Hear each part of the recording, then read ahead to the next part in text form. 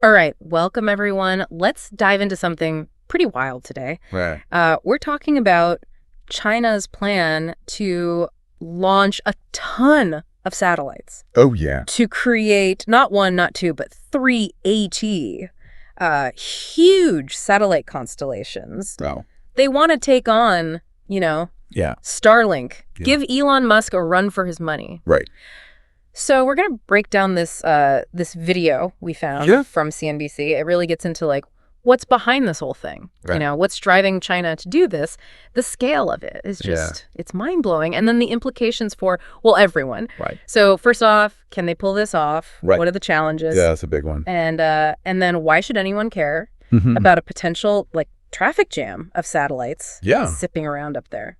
It's definitely something to keep an eye on. It's not just about internet access, though. This has, it's got national security implications. It's about global power, the future of tech even. Yeah. It's a big deal. Yeah, so let's jump right in. I mean, the number of satellites China wants to launch is just crazy. It's a lot. So there's Guowang. They're aiming for 13,000 satellites. Okay. Then you've got Qianfan, which I think means 1,000 sails. Wow. That one's going for 15,000 satellites. Okay. And then, just for good measure, there's Hamhu 3 with another 10,000. Geez, that's a lot of metal in the sky. I know, right? So, like, when did this space race really kick off? Well, it seems like things really picked up around 2021, which is interesting because that's right when Starlink started getting, some real momentum. Right. Makes you think. So is this China just trying to, like, keep up with the Joneses? Well, it's probably more complicated than that. Okay. Competition is definitely a factor. But for China, space is, right. Well, it's a critical strategic area. It's about technology, national security, even power projection, right? Right. I mean, remember, they landed a probe on the far side of the moon. Oh, yeah. And they want a lunar base by 2035. Oh, wow. They're playing the long game here. Yeah, so it's not just about internet access, right? No. It's about becoming, like, a major power in space. Exactly. But speaking of internet access, the CNBC video pointed out Starlink, well, it doesn't cover the whole world yet. Right. There are gaps. Right. Like some countries haven't signed up. Yeah. Or maybe they're not so into that whole free and open internet thing, Right. Exactly. So that's where it gets interesting. Yes. Very interesting. Geopolitically, right. China could step in, offer internet to these regions, but with their own rules. Like, imagine a government that really doesn't want their people having free access to information. Right. China's system, it could be very attractive. Absolutely. It's a very powerful incentive. I mean, it's like, it's almost like a digital version of, what was it, the Belt and Road Initiative? That's a good point. Providing infrastructure. Right, providing infrastructure. But with strings attached. With a few catches. Exactly. So could this be another Huawei situation? It's a great analogy. Think about it. Huawei built something like 70% of Africa's 4G infrastructure. Wow. That gave China a ton of influence. Yeah. This could be the same play, but in space. Wow. If a country relies on China for internet, that's power. Right. Economic benefits, maybe political leverage, even shaping, the flow of information itself. Yeah. Okay. So the stakes are HEH. Very high. But let's face it, catching up to Starlink it's tough. For sure. It's a big challenge. SpaceX has thousands of satellites up there already. Yeah. Millions of customers. Plus, they've got those reusable rockets. Right. That's a big advantage. Which makes launching, like, way cheaper. Huge cost savings. Right. China's still working on that reusable technology. Right. They're actually facing a shortage of those kinds of rockets. Wow. Could slow them down. Yeah. Plus, it's not just Starlink they got to worry about, right? No, you've got OneWeb. Right. You've got Amazon's Project Kuiper. Oh, yeah. Everyone wants a piece of the space internet pie. Man, it is getting crowded up there. And the clock is ticking, too, right? I read that the ITU, the International Telecommunication Union, they gave Guowang a deadline. Okay. Launch those satellites or lose those frequencies. Right. So they can't mess around. No time to waste. So given all the challenges, the competition, why is China Yeah, that's the big question. pouring so much into this? Yeah, what do you think? Well, I'm guessing it has something to do with their approach to, controlling information online. You're on the right track. Right. The, what is it, the Great Firewall? Exactly. They control what people in China can access. Right. So imagine trying to do that when a company like Starlink is out there. Right, offering an open internet. An open, uncensored internet. It's a problem for them, for sure. So it's not just about providing internet, right? It's about control, about shaping the narrative. Absolutely. And making sure it fits their worldview. That control is also really important to them for national security, too. Right. You know, the CNBC piece talked about how reliant modern warfare is on the internet. Oh, yeah. If ground-based internet goes down in a conflict, suddenly a space-based network, that's gold. Yeah, that makes a lot of sense. It's not just about cat videos from space. Right, although I'm sure there will be plenty of those. Oh, for sure. But it's about power. It's about staying ahead in a world where tech is changing so fast. Absolutely. It's a whole new game. But what happens when everyone wants a piece of the sky? Right. Like, we're talking thousands and thousands of satellites. Yeah, it's a recipe for trouble. I mean, you think about it, all those satellites whizzing around. Yeah. You've got to worry about collisions. Right. You've got to worry about space debris.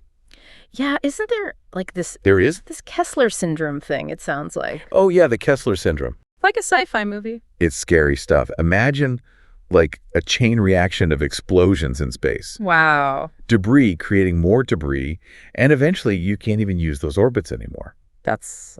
And we rely on those orbits, you know. Yeah. Communication, navigation, weather forecasting, it all depends on satellites being up there. Oh, wow. If it becomes too dangerous. So there are no, like, space traffic cops up there? Nope, not yet. Right. Sadly, no.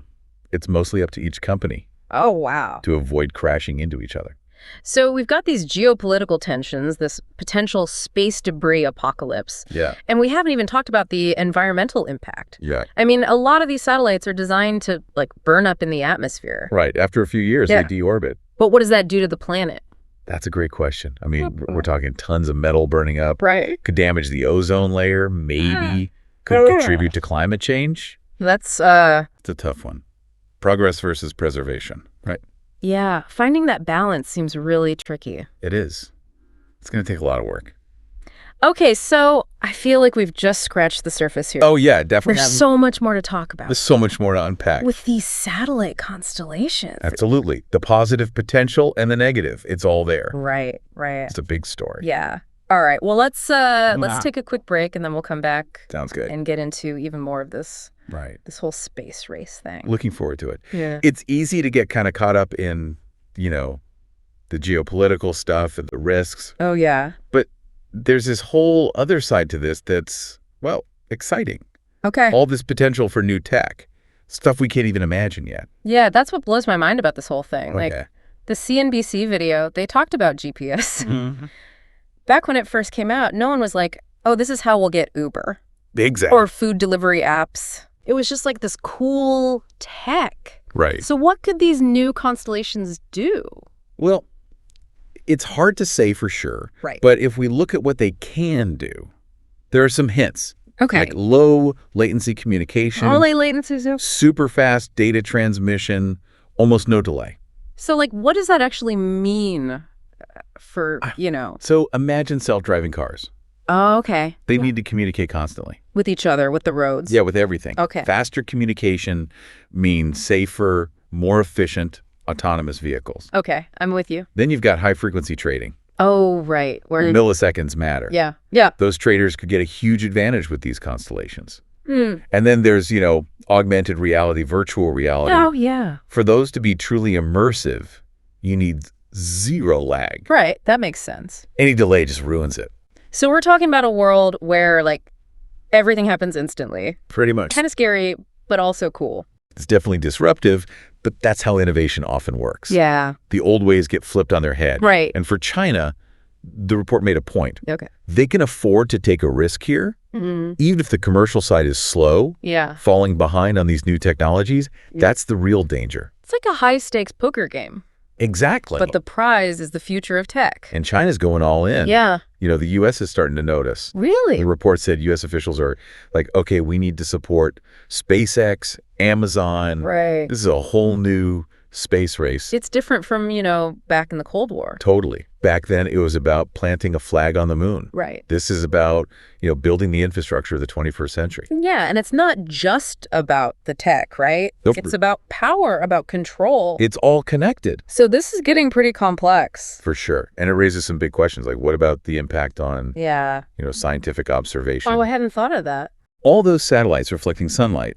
It's like light pollution, but in space. Wow. Makes it harder for scientists to study the stars, the galaxies. So it's progress versus preservation, yeah. How do we balance those two things? That's the challenge. It seems like the key is to find a sustainable way forward. Absolutely. To explore space without messing it up. We need international cooperation, smart regulations, right, and a whole lot of creativity. The report, it seemed like the U.S. was like, okay, we can't fall behind here. It's a wake-up call. Yeah. And it's not just about competition. What is it about then? It's about working together, to make sure space stays a resource for everyone. So where do we go from here? What does all this mean for us? I think the takeaway is this. Yeah. What happens in space, it's not some distant thing anymore. Right. It's connected to our lives. Our decisions matter. Or it's a powerful thought. We're all part of this cosmic adventure, whether we like it or not. And it's only getting more interesting. It is, for sure. Okay, so I think we need to take another quick break here. Sounds good. We'll be right back to wrap things up. Looking forward to it. You know that part in the CNBC piece about China's space goals and the whole Huawei 5G thing? Yeah, that was interesting. It really got me thinking. I can see why. We all remember what happened with Huawei, right? Oh, yeah, definitely. All those concerns about security risks and spying. Are we looking at the same thing here, but in space? It's not a perfect comparison, but there are some parallels, for sure. Okay. So the CNBC report said Huawei built 70% of Africa's 4G network. Yeah, that's a lot. It gave China a huge amount of influence in the region. Right. Both economically and politically. Right. And the concern is if China ends up being the main provider of space-based internet, they could use that to their advantage too. Right. Just like they did with the 4G networks. So it's not just about the technology. It's about who controls it. Exactly. Right. And this brings us back to what we talked about earlier with censorship. Yeah. China really wants to control information, Within their borders, but also maybe beyond their borders. It's possible their constellations could be a way to export their way of controlling the internet. So it's like a digital Iron Curtain, but in space. That's a good way to put it. A little unsettling, right? Definitely gives me pause. It's definitely something to think about. And it shows why the U.S. and its allies, they need to offer a real alternative. A different vision for the internet. Exactly. The CNBC report argued that supporting companies like SpaceX and Amazon is crucial. Right. I think I agree. It's not just about, national pride or anything like that. Right. It's about supporting a vision of an open and accessible internet. That benefits everyone. That's the key. Not just, people who agree with a certain ideology. Exactly. So this space race, it's about more than just who has the best technology. It really is. It's about values. It's about the kind of future we want to build here on Earth and in space. This is much bigger than I initially thought. It is a big deal. So as we wrap up this whole deep dive, what's the one thing you want our listeners to remember? I think the most important thing to remember is that what happens in space, it's not just some, far off event anymore. Right. It affects our lives and the decisions we make today. Yeah. They have a real impact on the future. That's a good point. It's like a call to action. Yeah, exactly. To stay informed, stay engaged. Stay curious. And maybe even be inspired by all this potential and the challenges out there in space. It's a fascinating time to be alive. It really is. Who knows? Maybe this deep dive will spark some new ideas for you, our listeners. That's what we hope for. After all, we're all part of this big cosmic adventure. We are. Whether we realize it or not. So yeah. Thanks for tuning in. And until next time, keep looking up. Keep looking up.